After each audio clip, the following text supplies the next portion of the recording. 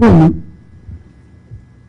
el presupuesto que fue avalado y aprobado ayer por la Asamblea Legislativa en ese madrugón a espaldas de la población es completamente ilegal. Es importante que la Asamblea Legislativa revise ya las sentencias de inconstitucionalidad que ya están emitidas al respecto, porque no se puede modificar el presupuesto sin el otro actor fundamental que ya está establecido incluso en la Constitución, que es el Consejo de Ministros, y para eso deben de consultar con el ministro de Hacienda. Ya están esas sentencias de inconstitucionalidad, porque el presupuesto es un procedimiento,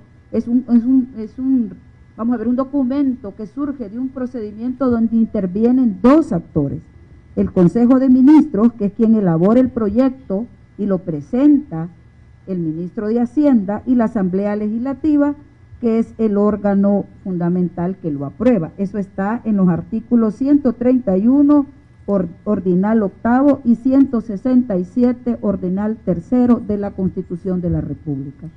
Dicho esto, entonces, lo que han hecho Arena, FMLN y Parker es aprobar un presupuesto electoral, nada más, que es completamente ilegal. El ministro de Hacienda hizo una propuesta concreta para reducir la brecha de deuda y poner en las manos de ellos un documento que lleva la mayor inversión social del siglo con el presupuesto con menos deuda y brecha que financiar de los últimos tiempos. Simplemente entonces se han tomado una atribución que no les corresponde, porque esos movimientos los tiene que autorizar el ministro de Hacienda.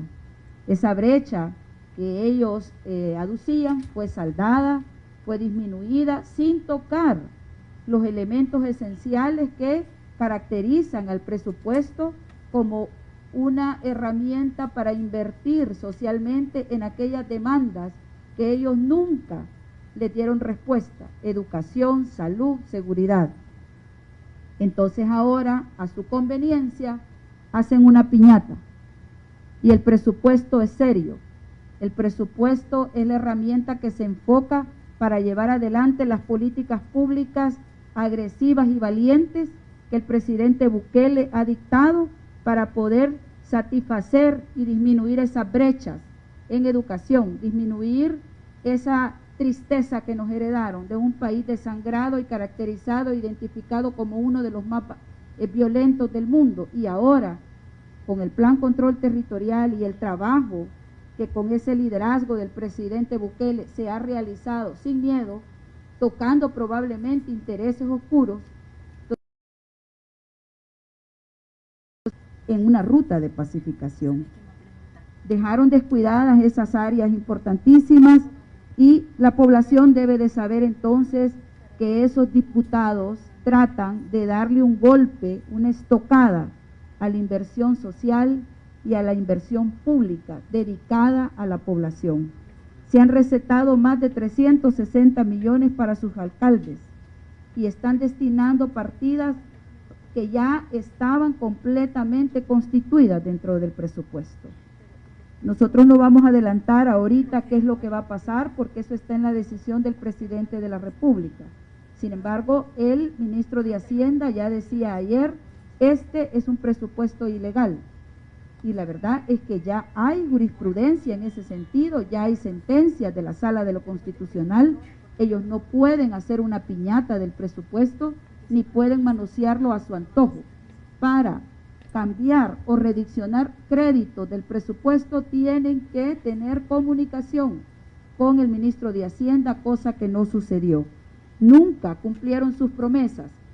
Les entregaron a los niños por muchos años computadoras de mentira, computadoras de juguete, y ahora que tenemos en nuestro presupuesto un enfoque decidido de cerrar esa brecha digital y de poderle dar a más de 1.2 millones de estudiantes esos instrumentos para ponerlos en igual condición de poder tener conocimientos y ser un recurso y un talento humano efectivo para el desarrollo del país, ahora se lo quieren quitar. Están trastocando el presupuesto de salud. y están atentando entonces contra la posibilidad de poder adquirir las vacunas y poder seguir trabajando en beneficio de la población. Por lo tanto, todas esas mutilaciones que han pretendido hacerle al presupuesto las está analizando el presidente de la República y en las próximas horas va a dar su planteamiento final.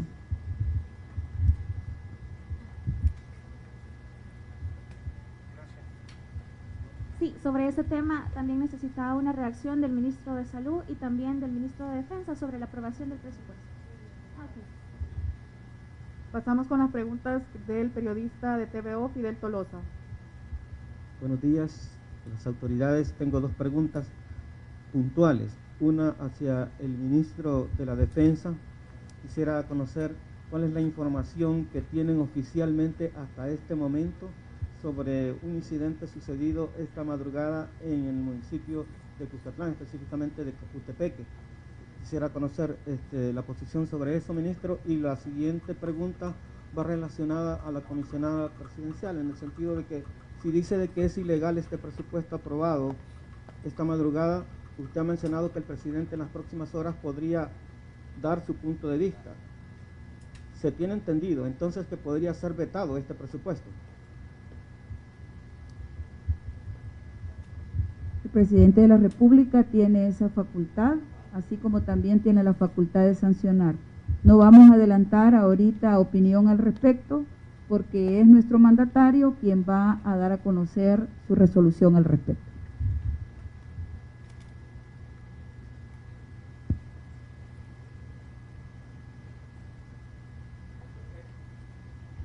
Respecto a la pregunta, el señor comisionado de la policía está obteniendo la información, tal vez él podría dar una respuesta a eso.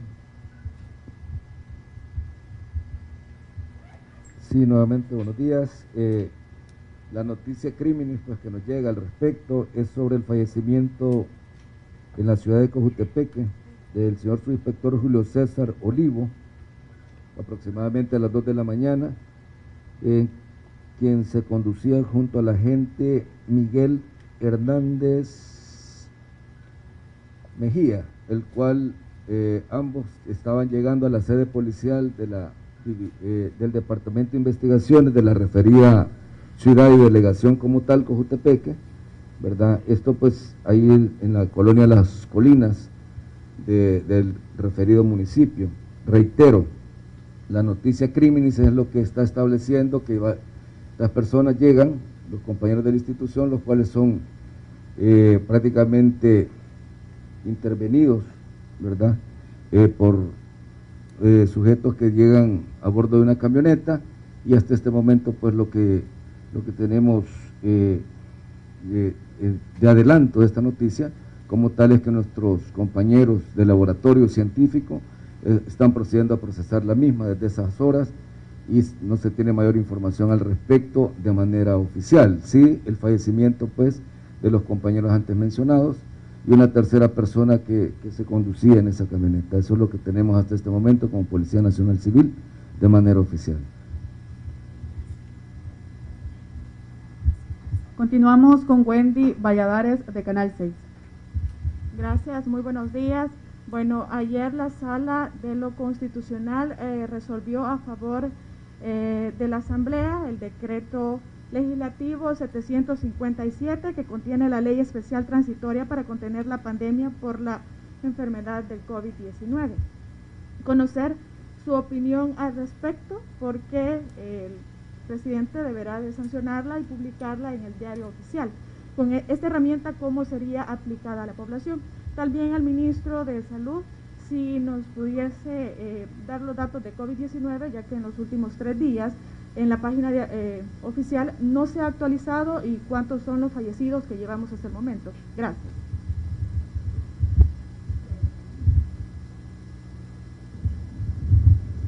Nuevamente, los diputados que actualmente ocupan los curules en la Asamblea Legislativa juegan a ser ministro de Salud.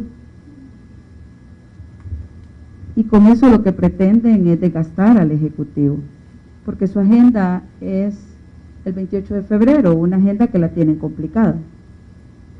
Entonces no tienen otra más que tratar de restarle facultades al gobierno, probablemente porque no les interesa que la pandemia se propague aquí en el país y que tengamos cuadros dramáticos de muertos y de personas que no seamos capaces de absorber en el sistema de salud. Este jueguito de emitir normativas que cada vez van más y más entrometidas en las funciones del Ejecutivo, realmente lo están haciendo porque obviamente en la fundamentación de nuestro presidente de la República queda claro por qué él veta esas normativas, porque son inconstitucionales. Ellos están jugando a ser MinSal, ellos están jugando a ser presidente de la República, ellos están queriendo ejecutar funciones que no les competen y están pretendiendo incluso, y es importante que lo sepa la población, capturar a nuestros funcionarios que están trabajando por la defensa de la vida, si trabajan enérgicamente por la pandemia. ¿En qué país del mundo se ha visto que por trabajar en zonas y por trabajar sanitariamente o por emitir normativas que impidan la propagación del virus, se le amenace entonces con sanciones judiciales a nuestros funcionarios? Entonces, y ahí entra también la Sala de lo Constitucional. Decía el ministro de Hacienda hace unos días, como que están en nado sincronizado, ¿verdad? O sea, la Asamblea, la Sala, las otras instituciones, orquestadas, amarrándole las manos al Ejecutivo. Entonces aquí nosotros somos respetuosos de las leyes. Esa controversia, esa resolución de controversia que se dio a conocer ayer, la está analizando también el presidente de la República. Estamos en plena pandemia. El mundo ahorita está tratando de contener y este país está tratando de retrasar la llegada de esa mutación, de esa nueva cepa del COVID, y en medio de eso hacen una piñata del presupuesto, en medio de eso se resuelve la controversia, en medio de eso quieren desenfocarnos, pretenden desenfocarnos de lo que estamos haciendo, que es defender la vida de la población. Entonces esa normativa lamentablemente busca fiscalizar al Ejecutivo de una manera, yo diría, no adecuada, y reducir su capacidad de contener la pandemia, porque está llena de aspectos que ya están regulados en el Código de Salud, que ya estamos trabajando y entonces su diseño es restarle facultades al Ejecutivo y llevarnos entonces a su pequeña agenda electoral. Yo creo que el pueblo los está viendo, nosotros nos debemos a la gente, no nos debemos a estas instituciones, somos respetuosos del Estado de Derecho, pero eso no nos impide decir lo que consideramos inadecuado en las resoluciones y en la emisión de estos decretos. No puede atarse de manos en medio del combate a la pandemia al Ministerio de Salud. No puede restársele atribuciones para que tome acciones firmes que solo tienen como propósito defender la salud.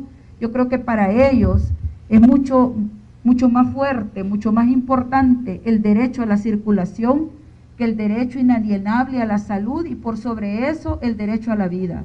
Entonces creo que sí tenemos el espacio pues democrático de poder decir en qué nos afectan este tipo de resoluciones, porque se limita el trabajo de la Fuerza Armada y se le quiere dar un papel como el que ellos le dieron a nuestra Fuerza Armada durante años, un papel decorativo o para el uso de sus intereses. Y hoy, que aquí se incluso dicen la Fuerza Armada debe hacer esto, esto y esto, y que además en uno de sus incisos plantean que la Fuerza Armada no puede acompañar el esfuerzo de entrega de alimentos a nuestra población, entonces se revela el enfoque que ellos tienen, el deseo que ellos tienen de tener a nuestra Fuerza Armada como un instrumento para sus intereses y no como una institución profesional, consciente y consecuente con los intereses del pueblo.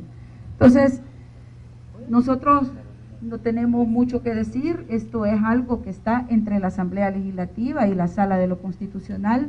Nuestro trabajo habla nuestros resultados hablan por sí mismos, vamos a seguirlos haciendo, nosotros vamos a seguir pegado a la gente, comprometida con la gente. Este tipo de jueguitos y de círculos entre que emiten, el presidente lo veta porque obviamente inconstitucional, se va para allá y se lo regresan, es simplemente un juego de quienes ven ya agotado su participación en el escenario político en el evento próximo que vamos a tener en febrero. Muchas gracias.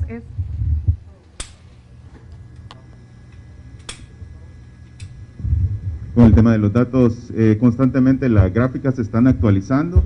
En este momento debemos recordar que se ha hecho la toma consecutiva de 1000 pruebas adicionales en esta semana que transcurrió en la parte de Gran San Salvador por 3 días, con lo cual pues se incrementa la cantidad de análisis que se realiza en las estadísticas, y en su momento, cuando logramos tener ese complemento de todas estas pruebas, se emite pues ya un resultado para conocer a profundidad cuál es la zona de Gran San Salvador, sin dejar de lado los tamizajes que se han venido realizando en otras partes del territorio bajo la modalidad de tamizaje centinela. Debemos comprender, el día de ayer nuevamente se reportan 9 casos, puede ser que eso sea el inconveniente que ustedes han observado. El día anterior también se reportaron 9 casos, con lo cual estamos teniendo esa evidencia de que la cantidad de letalidades sigue sucediendo, un número bastante alto, 9 pérdidas de vidas salvadoreñas el día de ayer, todas dentro del grupo etario de adultos mayores, lo cual representa una de las características que constantemente hemos venido mencionando y a la cual yo quiero nuevamente hacer un llamado a la población.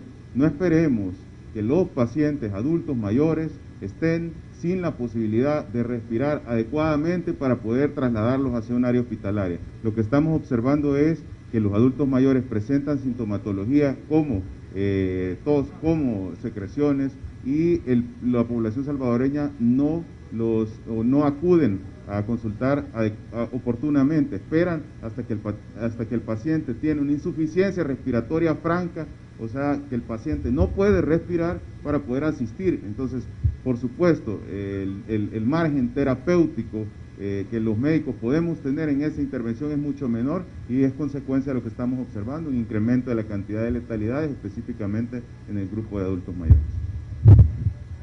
Muchas gracias. Es así como damos por finalizada esta conferencia de prensa.